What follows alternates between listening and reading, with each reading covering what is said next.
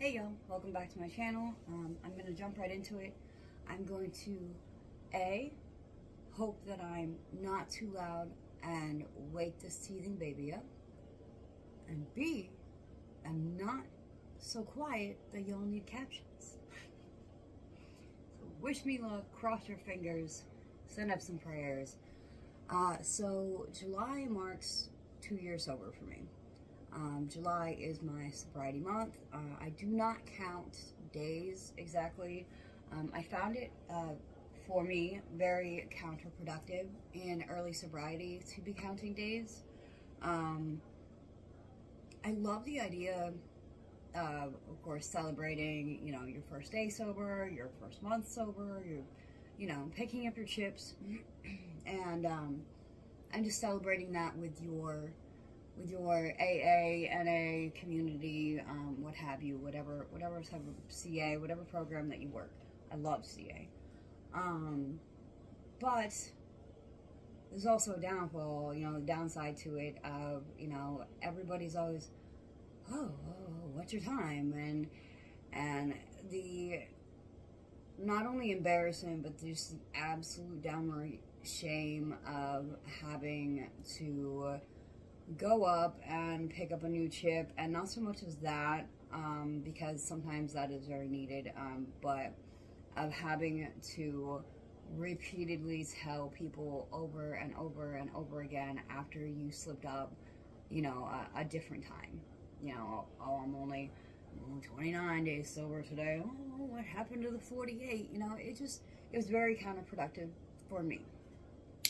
So what I know is that July is my sober month. I know it's, more middle to end, definitely than the beginning, but it's my month.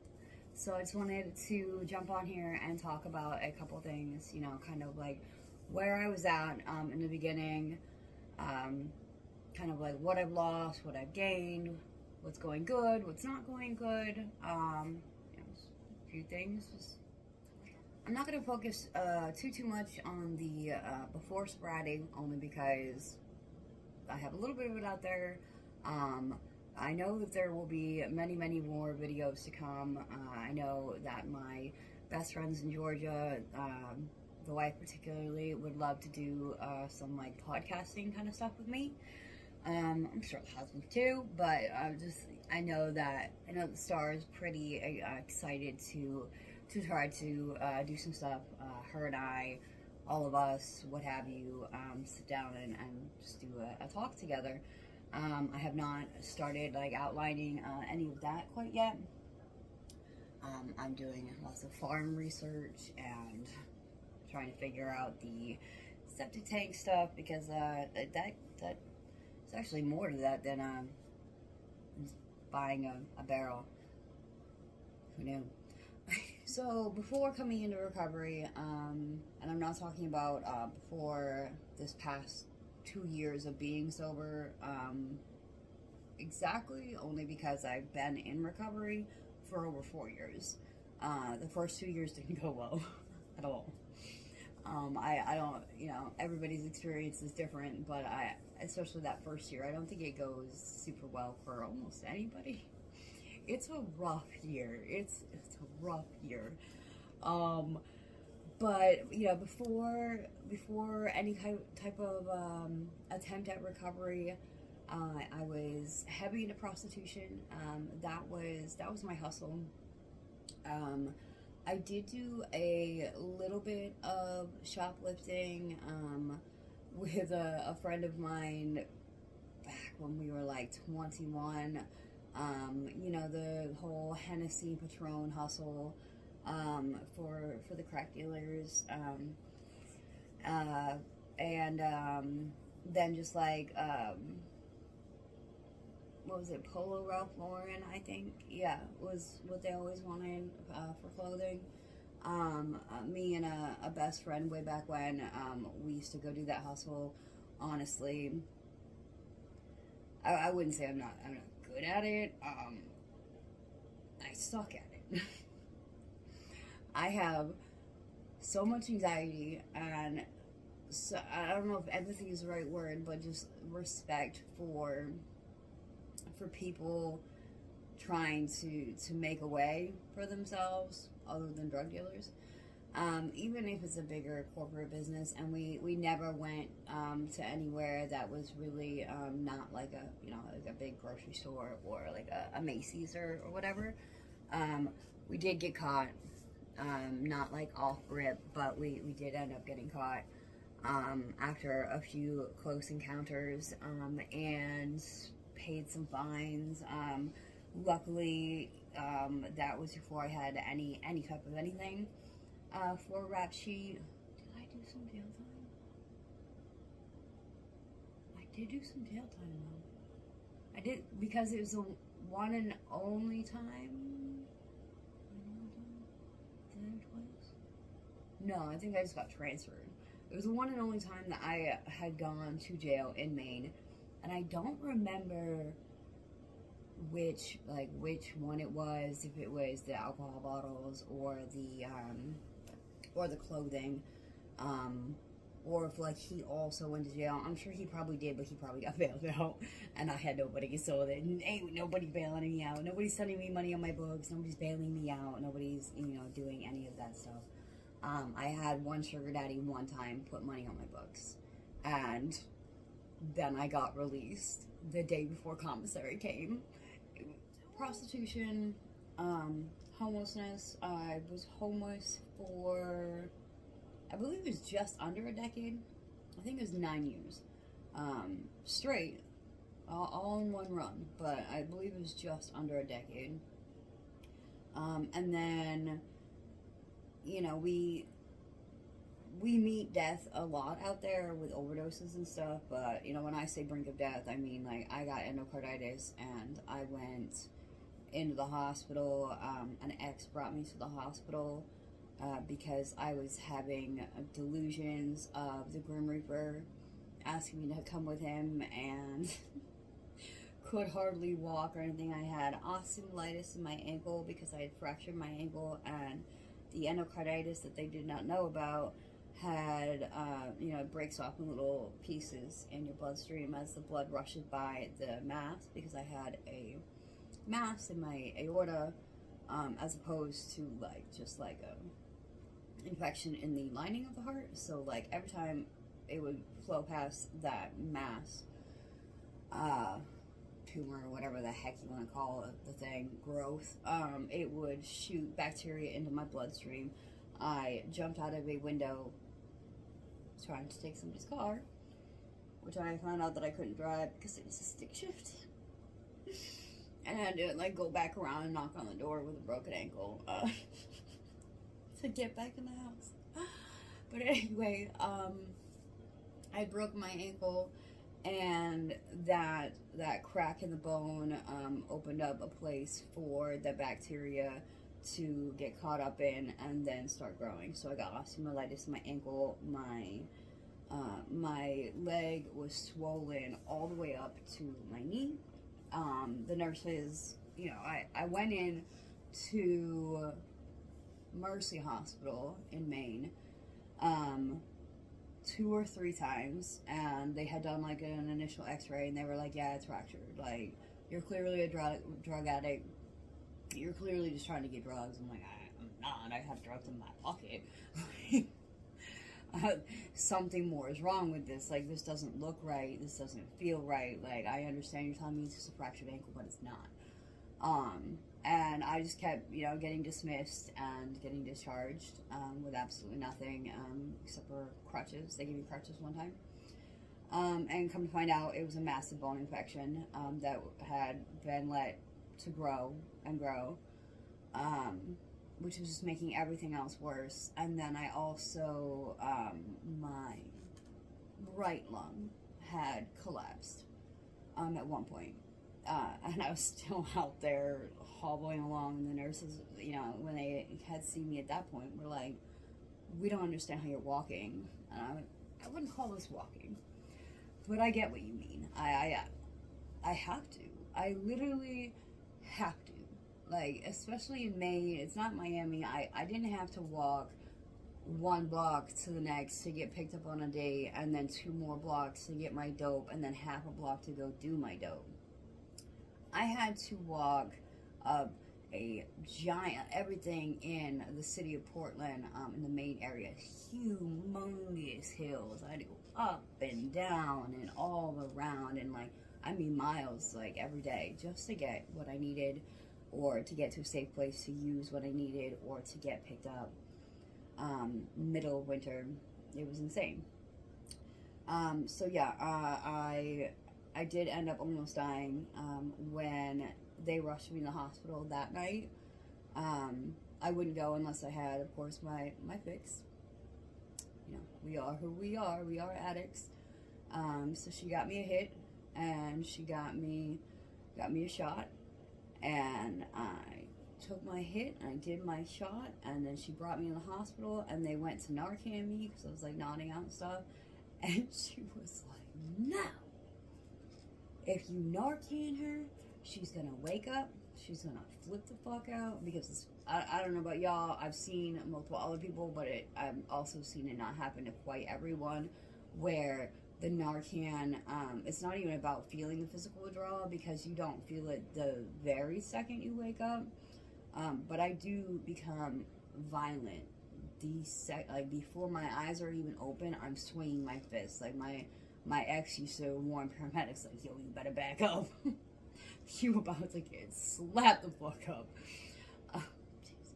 But yeah, so she brought me in, don't Narcan her, she will leave, and they actually agreed. This was May Med instead of Mercy, and they were like, okay, and they rushed me into emergency surgery. They cleaned out my ankle.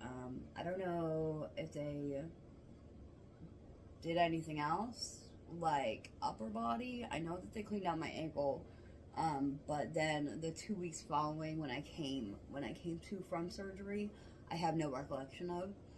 I was in and out of consciousness, and crying out a lot, and in severe pain, and probably scared. But I have no recollection of anything. I was just so on the brink of actual death, and so sick at that point that I guess I was there, but I wasn't. And that hospital stay lasted, I think I made it 6 weeks. Not the whole vancomycin treatment.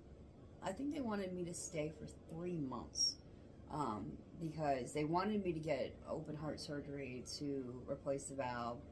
It was the aortic, so they had to go in the middle instead of through the sides. So I said, no, you're not doing that. You're not gutting me like a fish. I also had signed a DNR. You know, I was already over it. I was only like a year and a half, 2 years in, if that. And I was just so over it, but not over it enough. And then I think I got better enough that I left. The person, the people that I was dating at the time, because I was in a polyamorous relationship, the people I was dating at the time always reeked of marijuana. They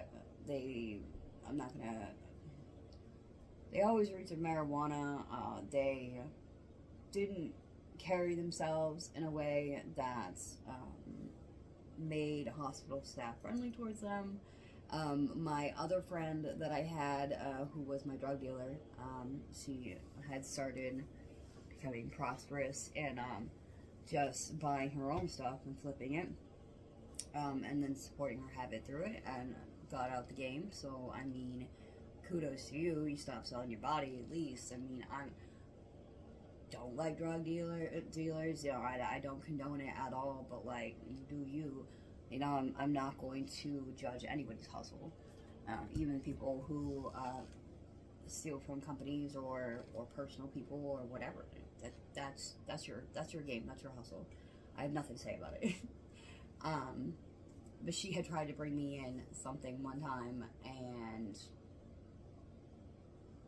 she was nodding out, like almost head touching the floor while standing up.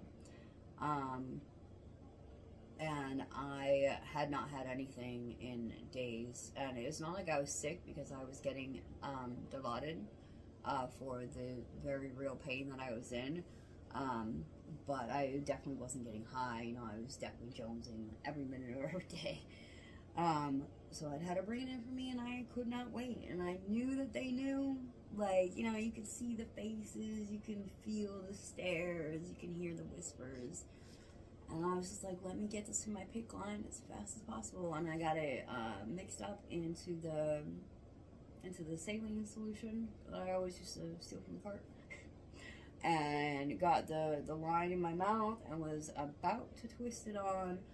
And a nurse came around the blanket. Like, my dealer had just left a few minutes prior. I was trying to do this shit quick as fuck. You know, I go into the bathroom, go back into bed, because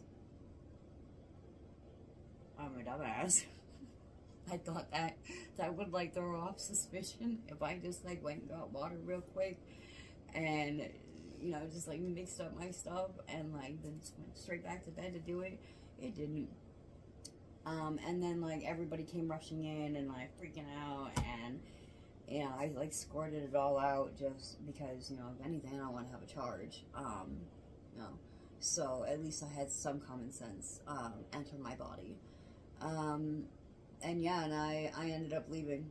Later that day, they tried to, like, Baker Act and say I wasn't sound of mind, but I just stayed very calm, and I was like, I'm a drug addict, like, I want to do my drugs.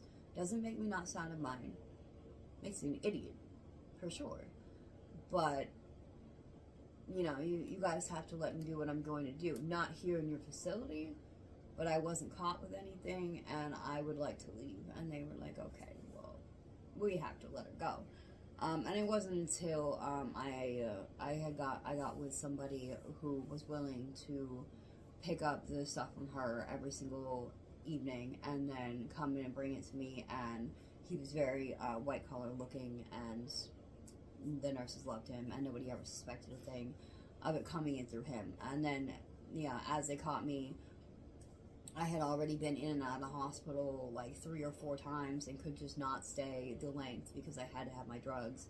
So at that point, when I had met that person, they were like, I mean, they would come in and see a pipe out of my hospital tray or something of that nature, and they would just remove it, if anything, and wouldn't say anything to me. I would just wake up and there would be no pipe anymore. They didn't go through any of my belongings. They didn't try to find anything, but if they did find something, they would take it, and that was that. And I ended up being able to stay for the duration, and no open heart surgery. No, you know, as of today, my heart is actually looking really, really good. I don't have to have it checked till next year. So, sorry about the little story time tangent. So what made me decide to stop?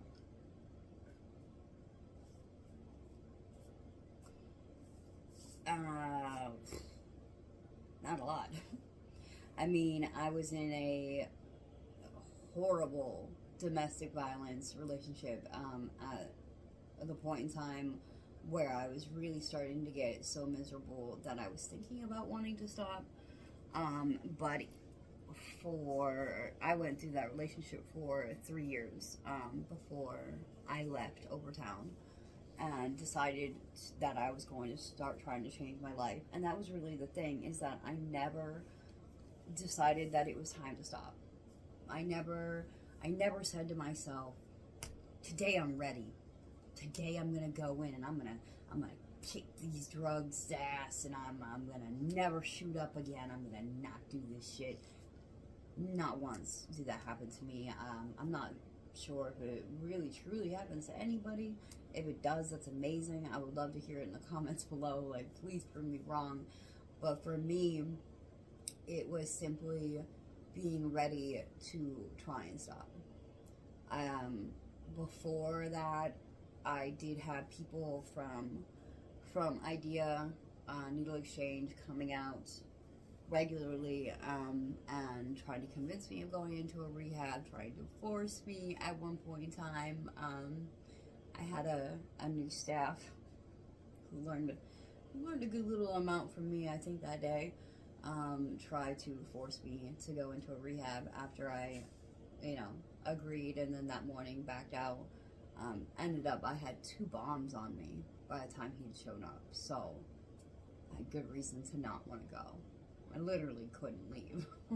Like, he wants this guy to show up at the rehab because he will.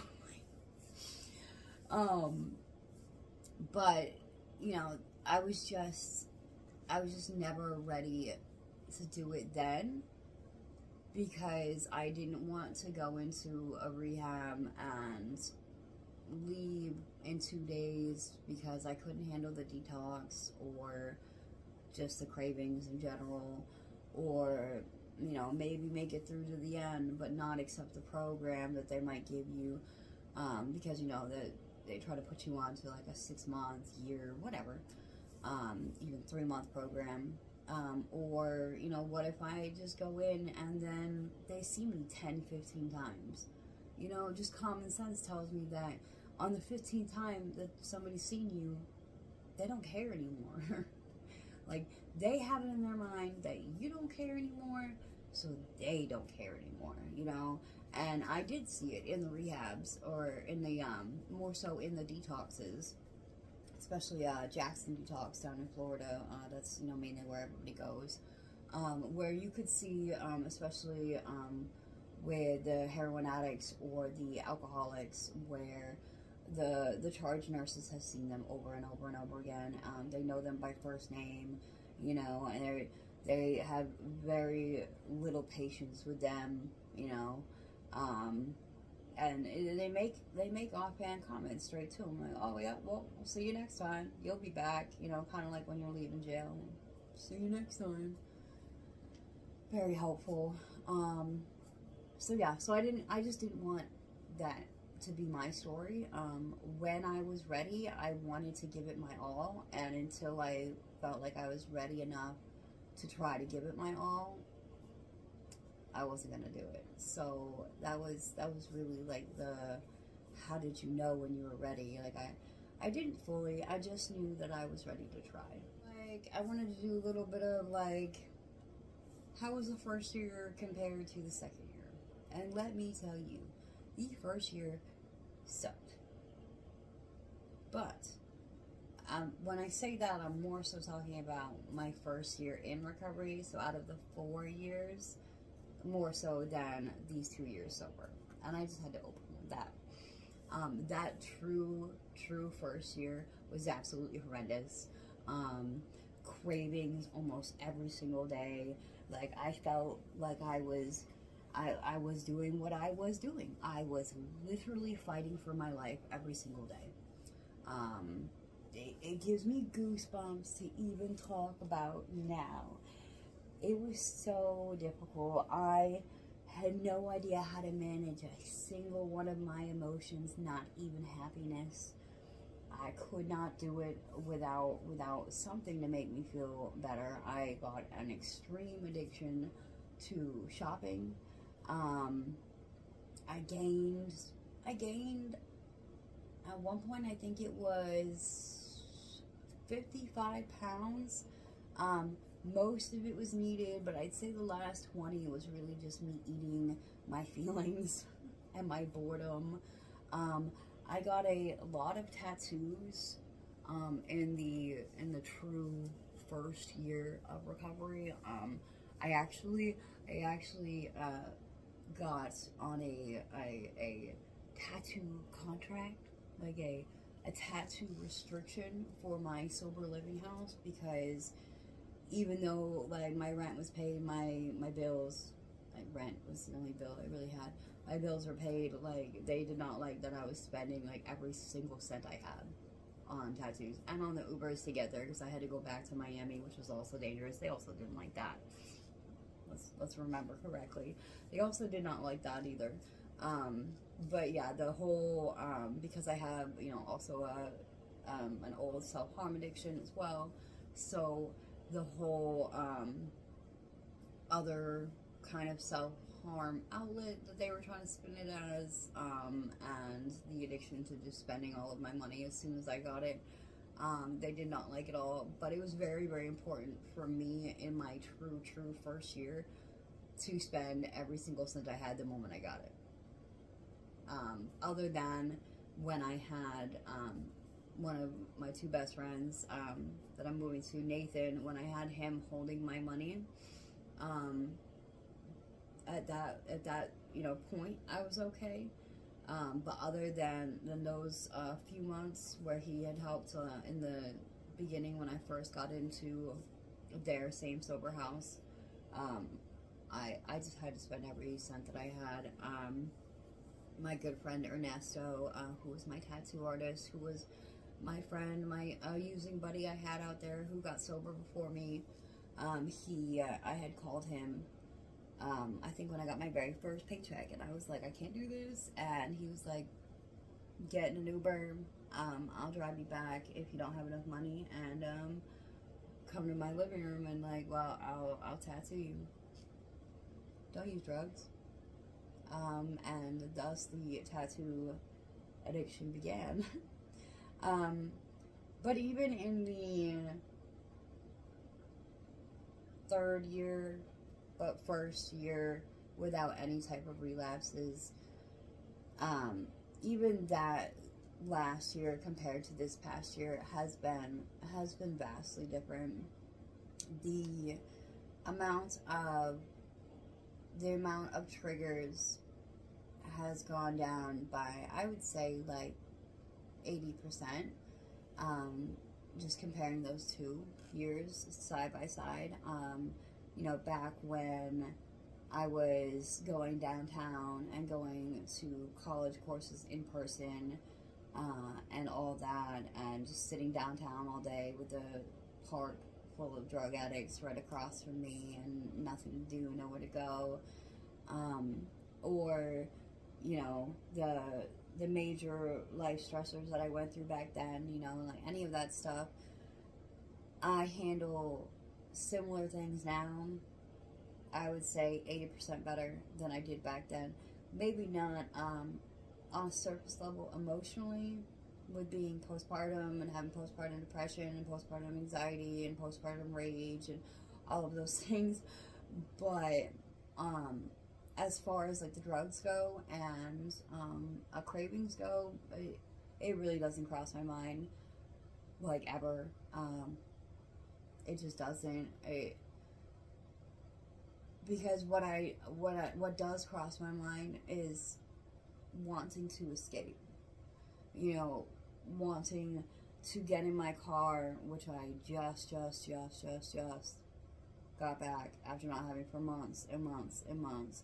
But getting in my car alone and going on a drive, or going on a hike, or any of those things are just like the first thing that comes to mind, other than using. Which brings me basically to the point of the emotions, comparatively, and for this one we're just going to do comparatively, my first year, no relapses, my first of 2, so last year compared to this past year. That's hard. That is hard, because I think even with all like the changes that my body went through during pregnancy, and with how sick I was every single day up until the last 2 weeks, and all the weight I lost, and just all of that stuff, it is still significantly harder postpartum, because now you have a plate-sized hole in your stomach that is trying to heal over the next, like, at least over the first 6 months. I think it's actually even a little bit longer than that.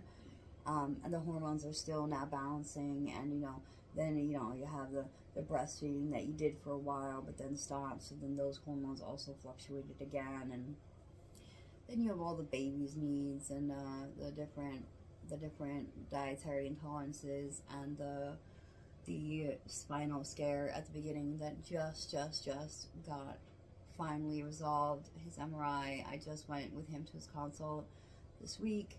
The MRI is good. They tried to start telling me something about like, oh, we'd like to see him when he's potty trained. I'm like, okay, so like around 2 years old. And I was like, well, that's gonna have to be done in Georgia because we won't be here. And then the specialist starts like back, well, I mean, if you're not gonna be here, you could see what his pediatrician says. You know, I was actually talking more about 4 years old. I hope to God he doesn't give me so many problems that it takes until he's 4 years old to be potty trained, first of all. But, you know, it was very clear that as soon as the insurance money wouldn't be going to that doctor or that hospital, he doesn't really need a follow-up when he's potty trained and like around 4 years old. I was just saying maybe he would want one. Like, oh, okay. But, you know, even a year ago, that simple appointment I may not have handled, so I know I wouldn't have handled so well because we were a whole 25 minutes late, according to the receptionist, but we were in the hospital the entire time, getting dicked around and not being told the correct place to go and having to wait for other angry people because this hospital likes to reschedule your child's appointments and then just write you a letter and send it out in the mail. They don't call you. They don't, hey, does this date and time work for you? Is this okay? Like, no. And they do this multiple times before that one appointment. So it's like you now have like 3 different dates and times in your head, and it was crazy. So I stayed extremely calm. I did tell them that we would be sitting there all day long until he was seen. But I stayed extremely calm, which would not have been the case a year ago. So, you know, in some aspects, I handle my emotions a lot better. And, you know, in others, like when I am heavily sleep deprived and the baby is teething, 2 teeth, back to back to back, not so much. I yell at my coffee, like my little short that I posted this morning, and wonder if I should just plop some dog shit into it for myself, because you might as well have some dog shit coffee with the plate of shit that you're currently eating, you know. And there's so much stress and just shit in my life right now that's just what I feel like I'm doing. I'm making this post about 2 years sober, and you see how calm I am, and you know my insides are in just absolute turmoil, but he makes it all worth it, you know. And I'm not even talking about turmoil about like just postpartum baby stuff. I mean, I guess it is postpartum stuff, but there's definitely stuff that, while it might center around him, it doesn't necessarily have to do with him. So I think that the bigger thing, though, than just my emotions and how I handle my emotions, is that in a way I have learned to not only usually handle my emotions in an appropriate manner, but I have learned to handle other people's emotions. So what I mean by that is, like, I'm not talking about, like, you know, I can control how others feel or how others react to a situation or anything like that, but I can control how I react to them having those feelings. And that's something that I could not do before, in any sense of anything. I mean, if you started having big feelings, we clearly had problems, and we're probably getting into some sort of physical altercation. That's just the person that I used to be, which is weird because I didn't grow up that way. I wasn't like that when I came to Miami. Before arriving in Miami, I had only gotten into a couple of fights ever in my life, and it was more just about like standing up to like a bully, than me flying off the handle, you know. It was definitely more of like, alright, well, I'm about to get my ass beat, but I mean, this person's challenging me. I can't just walk away. Like, let's fight. Like, here we go. But now it's like a lot of the time, definitely not perfect, a lot of the time, I can make a quick valid point, and either that person sees where I'm coming from or they don't, and then walk away. Again, I'm definitely not perfect with it. And then I guess that kind of like rolls me into the what still sucks portion. After 4+ years of being in recovery and 2 years of being without a relapse with any sort of hard drugs whatsoever, any one of my DOCs, anything like that, what still sucks? My communication skills when I'm angry. Angry or feeling completely unheard.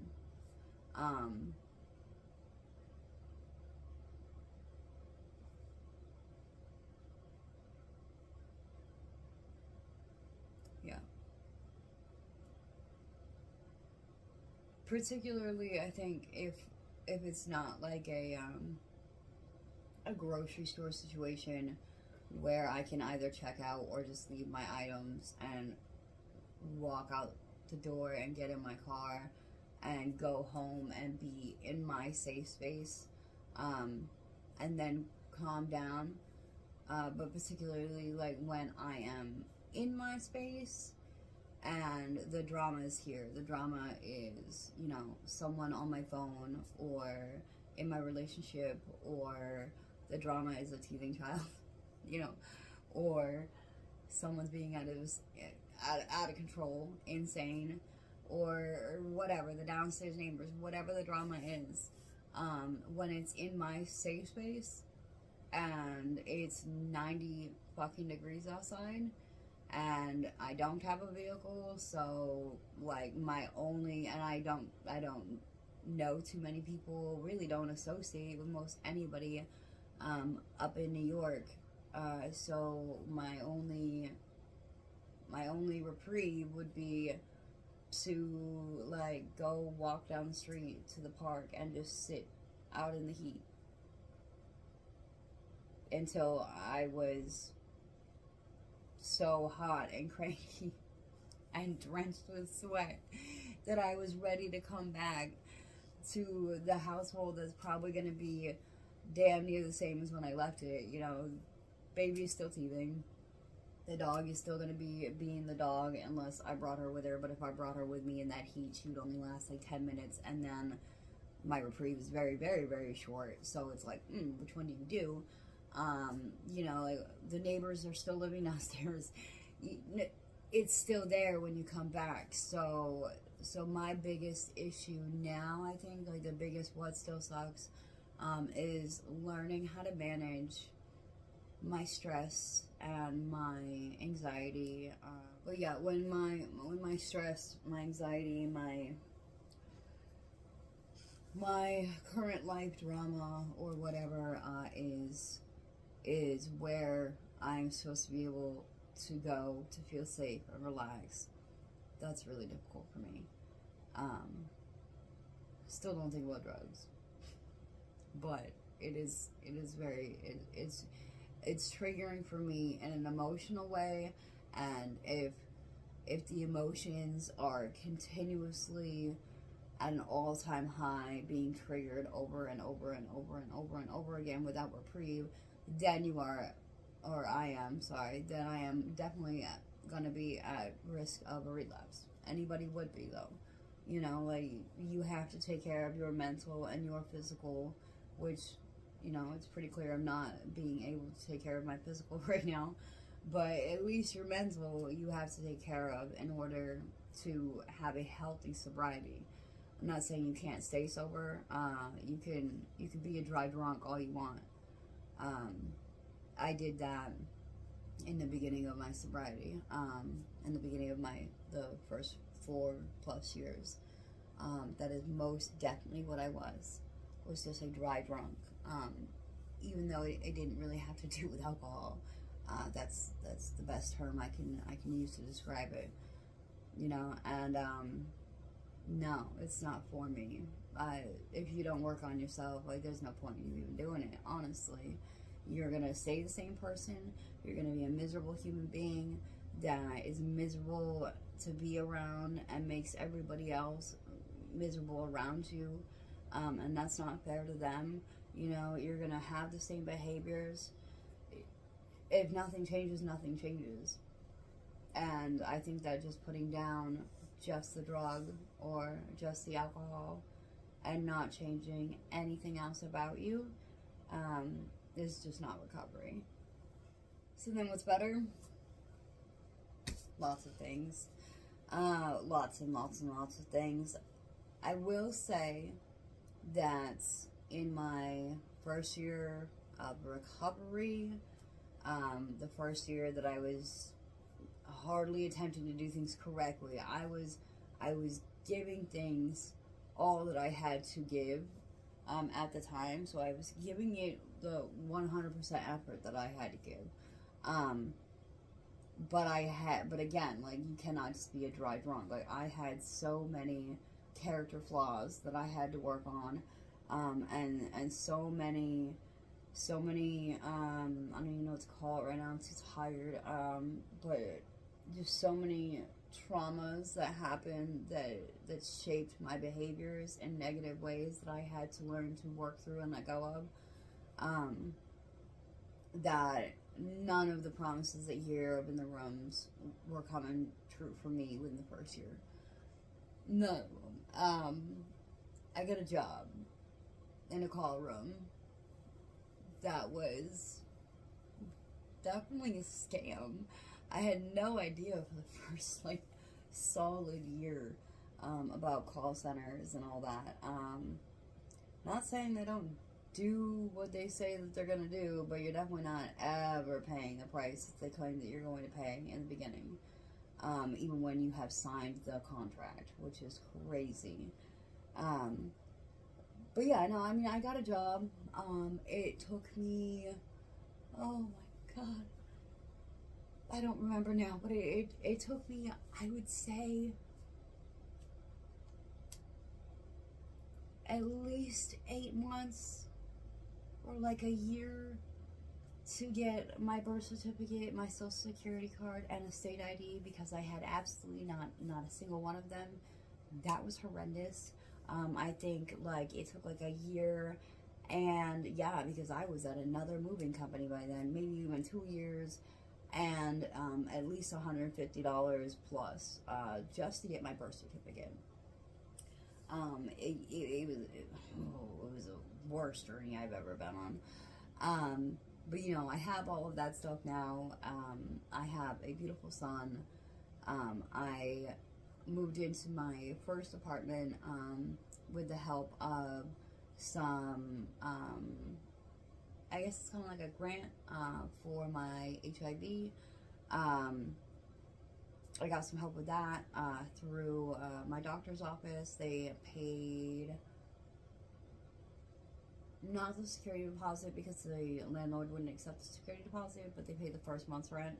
So I paid the security deposit and the last month's rent to be able to move in. And I got my first apartment 2 years ago. But like I said, that was 2 years ago. Everything really started changing and coming true and coming to fruition when I really started to try to do it right. When I broke up with my ex, Nina, who was using my crazy behind my back, in my face, setting out lines so that I would relapse, so that I wouldn't tell on her to a 3/4 way house manager who didn't give a fuck anyway, letting me overdose in our tiny bedroom and just Narcaning me instead of calling 911 and then telling me to shut the fuck up as I'm projectile vomiting in the trash can for hours, which is no help, but she's just still doing lines over there. Like, I had to get away from all of that horrible, negative, toxic, narcissistic bullshit and, like, really, really start trying to work on a real recovery, which is funny because at that point I actually got out of the rooms. I left AA, I left NA. You know, I never really fit in well there anyway. I loved the 12-step book. I loved the work. I loved doing the steps with, I think, 2 of my sponsors. I had a lot of not fun, but of progress made while doing the work. The amends portion of the 12 steps was probably the thing that changed my life the most. It got me talking with my mother again, my adopted mother. My biological mother passed away when I was 16, before I ever got to meet her. And, you know, a lot of good things have happened in my life since getting sober. I got my teeth fully extracted. Probably will never get teeth that actually work for me to have teeth back in my mouth, but I'm not in daily pain anymore, and that's a major blessing right there. There's been a lot of things. It would be hard to sit here and list all the things. I got my first car, bought her outright for $1,100 at an auction. I didn't get to go to the auction, which was unfortunate, but we did it online. I believe I have it up on a short, and man, not saying trade one addiction for another. I've been there, done that. But if you're looking for a rush, buy something at an auction. Beat somebody else out of buying something at an auction. It is great. I loved it. Highly recommend. Why I keep going. I started this journey for myself. For maybe it's even almost going on like 5 years ago now. I'm not sure exactly how long it's been, other than like more than 4 years in recovery. But I started this journey. But I started this journey for myself, and now that, you know, I've been on it for a little bit, and the cravings are, you know, almost non-existent and everything. I stay on my path for myself, but also for the little guy in there napping. You know, when it gets to be like the hardest that it's been in a while, and I am screaming into a pillow or alone in my car, that I'm doing everything I can and I'm trying as hard as I can and I don't know what else to do.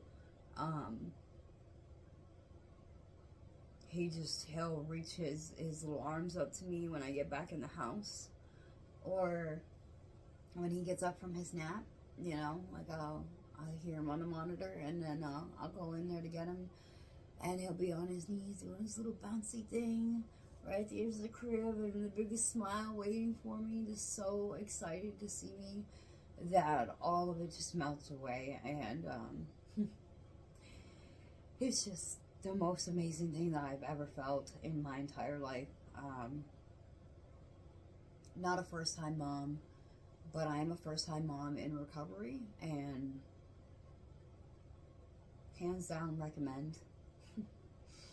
So the last thing that I want to jump into real quick is just like a couple things that I had thought of that I feel like either people don't tell you or people just don't talk about enough.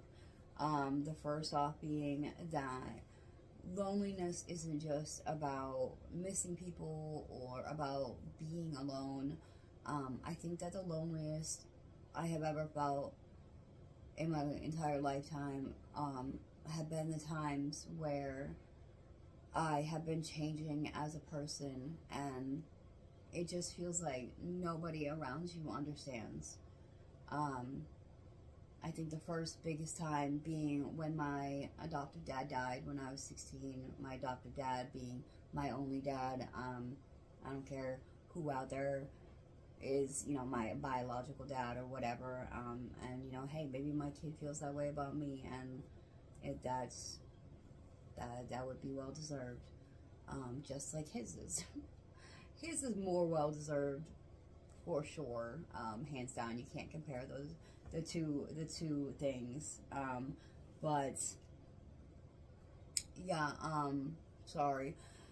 The first being when my dad died when I was 16, because I completely lost who I was. I was 16 years old,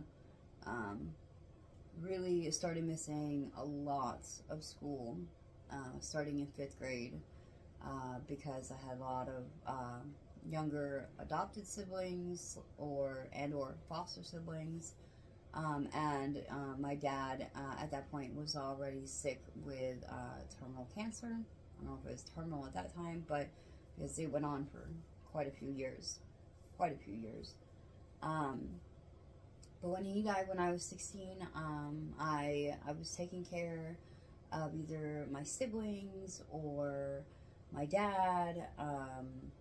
Just my entire identity was wrapped in taking care of people, and he was the only person aside from really like my Aunt Brenda, in my adoptive family that I felt close to, and so the only person in the house, living in the house, and like that I could talk to. It was kind of a lot of time felt like it was, if not the entire house against the two of us, at the very least my mom against the two of us. So when he died, when I was 16, I completely lost all sense of identity. I had no idea who I was anymore. I had no idea what made me valuable as a person anymore. I was nobody when he died. And then the way that my mom responded to my grief, and therefore my cutting, which had already been going on for a long time, like 5 years, was to pull the trigger and finally put me in a group home. So then I didn't have like any of the ritual of, the chaos of trying to contain the little kids around the house either. I had absolutely nothing. So that was the first time. And then, of course, anytime you have a baby, I think it's pretty normal for almost every woman, if not every woman, to lose their sense of self. But especially this time around, it's like I completely changed as a person. And it's a great thing. It's nothing negative, aside from, a bit of a short fuse that's getting better and better, with the sleep deprivation being more of a thing of the past. But it's such a drastic change in my entire personality. I feel like that it's been a real strain on my relationship.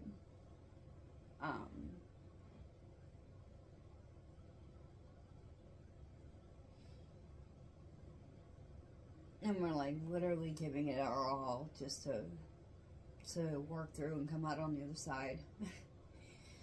But I imagine it's really hard for him to wake up and see this different person than the person that he got with every single morning. It's been really difficult to make content, either because of acid reflux, the CMPA, the neighbors not letting him sleep, or just, the depression weighing down that I can't get all the way ready. I didn't try to get all the way ready today. I didn't put any makeup on. I didn't even try to brush through or put up my hair. You know, I knew that I had to make this video because it's getting towards the end of July, and I personally wanted it to be out. I'm a perfectionist about a lot of things, and I just wanted it to be out before the new month, you know. I outline everything because my train of thought can get very, very out of whack with all the drugs I've done. So, just to make sure that if I lose myself, I can look down and be like, okay, this is where I'm at. I make sure I outline everything beforehand. I have multiple videos outlined. I have lots of things that I would like to be doing right now that I'm not, because it just seems like so much to do on top of just being a good mom right now. Like, it's so all-consuming to be a good mother right now that it's just like I just don't, it's almost like I have nothing left at the end of the day. And I'm learning how to balance that. But yeah,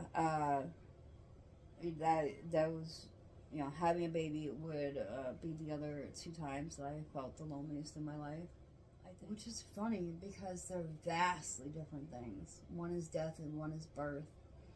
But both bring so many emotions and just such a significant life change that I think you really can't help but lose yourself. And the hardest part about it is that people are looking at you and they're just not understanding what's going on with you. They're not understanding that it's hard for you to look in the mirror when you very, very seldomly do and not recognize the person who's looking back at you. You know, it felt like a good thing in sobriety when I no longer saw the same person in the mirror. Doesn't feel as good, even though, or good at all, even though now it's such a positive thing.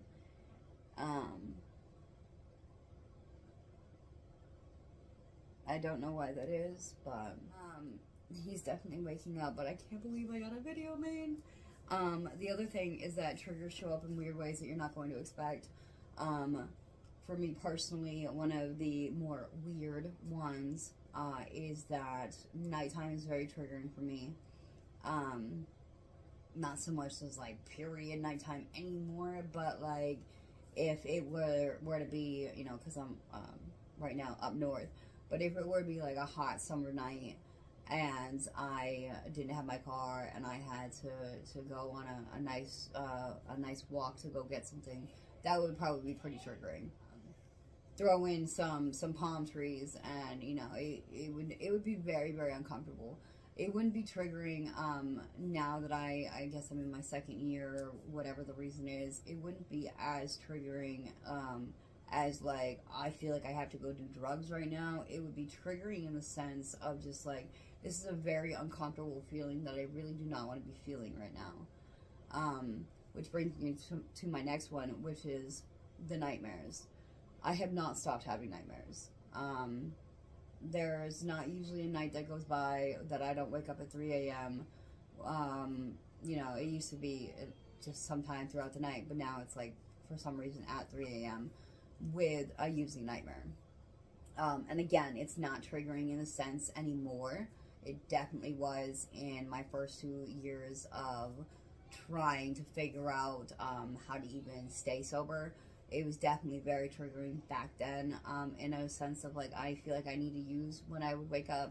But now again, it's really just triggering in a way where I wake up and like, I just feel very off for the first half of the day. Like, I feel like sometimes it's so vivid because I have such real dreams that I feel like I did use the day before. And like for a minute, I'm like, did I use? Oh my gosh, like, did I do that? And I'm like, wait, no, it was definitely that. Not everybody that you think who's gonna stay does. Whether that be a sponsor or a best friend that you had either before or that you met in recovery, or a relationship, you know. We're very quick in early recovery to get into that relationship that we're told not to get into, and then be like, but they love me and they understand me and they're gonna stay forever and we're gonna do this thing together. Bitch, probably no, you're not. Once in a while, yes, and that's amazing when it happens, but most likely, no, the fuck you're not. Okay. And then the very, very last one that I think people do say, and I think it's just ignored, is just the simple fact that sobriety does not fix your problems. It just forces you to face them wide awake. And once you learn to manage some of those really strong emotions that are so strong because you haven't been feeling anything for a decade or however long it's been, once you learn how to manage those emotions, it does become a lot easier. Like I've been saying in this video, it definitely doesn't stay bad forever. You know, I got goosebumps even thinking about my very true first year in recovery. I would not want for anything to have to go back to that. If anything else wouldn't be a big enough motivator at the end of the day, it would be not ever wanting to step foot back in sober living ever again the rest of my life. Little man got up, had to go grab him real quick. Just wanted to mention real quick that if you have been following our family, you know, you've been following along and everything, then you probably know that we have a very big move coming up to Georgia, moving all along the East Coast. We're gonna go to my best friend's, his godparents,